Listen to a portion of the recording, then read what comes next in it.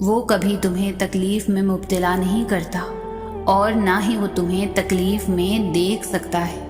اس لیے جب تمہیں کوئی چیز ستانے لگتی ہے تو وہ اس کو تم سے دور کر دیتا ہے۔ جب تم خوشی کے ذریعے اس تک پہنچ نہیں پاتے تو وہ ایسے حالات پیدا کر دیتا ہے کہ تم اس کی طرف دوڑے چلے جاتے ہو۔ تمہیں بھلے اس سے محبت نہ ہو مگر اس کو تم سے اتنی محبت ہے کہ وہ تمہیں خود سے دور جاتا ہوا نہیں دیکھ سکتا۔ مانگنے کا حق اس نے تمہیں دیا ہے جب اس نے سورۃ آل عمران میں فرما دیا ہے کہ دعا پہاڑوں کو بھی ان کی جگہ سے سرکا سکتی ہے، تو قبولیت کا تو شک بنتا ہی نہیں۔ اللہ نے مقدر لکھنے کا اختیار تمہیں دیا ہے کہ چاہو تو دعا کا تسلسل بڑھا لو اور چاہو تو مایوس بیٹھ جاؤ، سجدوں کو طویل کر لو اور چاہو تو تھک کر رک جاؤ۔ مت بھولو کہ تمہارا رب سب کچھ کر سکتا ہے، تمہارا کام صرف التجا کرنا ہے، تدبیریں تو وہ خود نکالتا ہے۔ وہ الجبار ہے، یعنی ہر ٹوٹی ہوئی شے کو جوڑنے والا۔ تو پھر یہ کیسے ممکن ہے کہ تم فریاد کرو اور وہ اسے ادھورا ہی چھوڑ دے؟ یہ کیسے ممکن ہے کہ تم اپنا بکھرا ہوا وجود لے کر اس کے روبرو جاؤ اور وہ ان کرچیوں کو نہ سمیٹے؟ وہ ایسے سنبھالے گا تمہیں کہ پھر کبھی تھکاوٹ نہیں ہوگی۔ وہ یوں راضی ہو جائے گا کہ پھر کبھی تم اداس نہ ہوگے۔ سب کو بے فکری کی نیند سلا کر وہ اپنے اس خاص بندے کو اپنی جستجو کی فکر لگا دیتا ہے۔ تاخراتوں کا انتظار کرنے کی ضرورت کہاں پڑتی ہے؟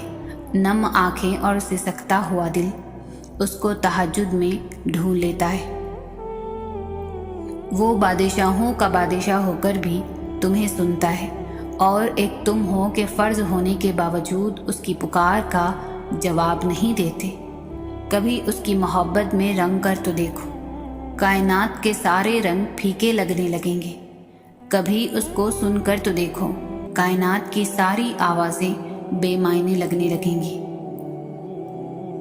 اور جب وہ تمہاری دعاؤں پر راضی ہو جاتا ہے تو وہ یہ نہیں دیکھتا کہ دنیا اس چیز پر مطمئن ہے یا نہیں، اور نہ اس کو اس بات سے کوئی فرق پڑتا ہے کہ اس دعا کی قبولیت میں کتنی رکاوٹیں ہیں۔ وہ جب ارادہ باندھ لیتا ہے تو ناممکن کی ساری گرہیں اپنے آپ کھل جاتی ہیں۔